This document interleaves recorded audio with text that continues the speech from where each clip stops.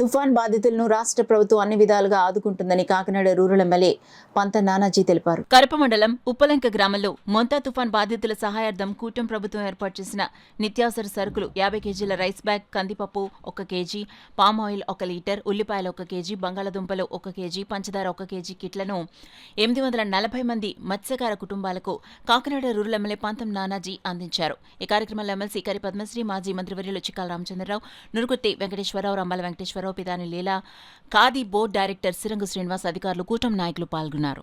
చాలా వరకు మీ ఊర్లో అందరూ కవర్ అవుతారు.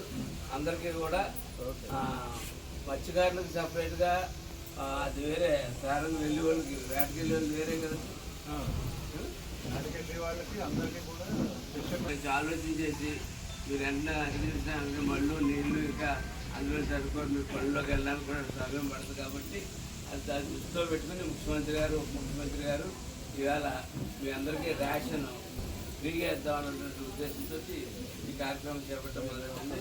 మొదటి ఎమ్మటే అందుబాటులో ఈవేళ కార్యక్రమం స్టార్ట్ చేయాలి కాబట్టి అందుబాటులో ఉన్నటువంటి పంచదార అలాగే బియ్యం ఇవాళ జరుగుతూ ఉంది. మిగిలిన దాకా అమ్మారావు చెప్పినట్టుగా ప్రతి ఒక్కటి రేషన్ షాప్లో ఉంటుంది.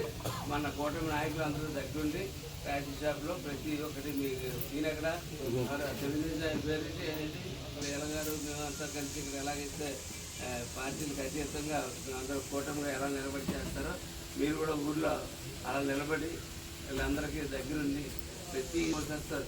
డబ్బులు వచ్చినప్పుడు అప్పుడు కూడా ఇట్లాగే ఖచ్చితంగా ఎలా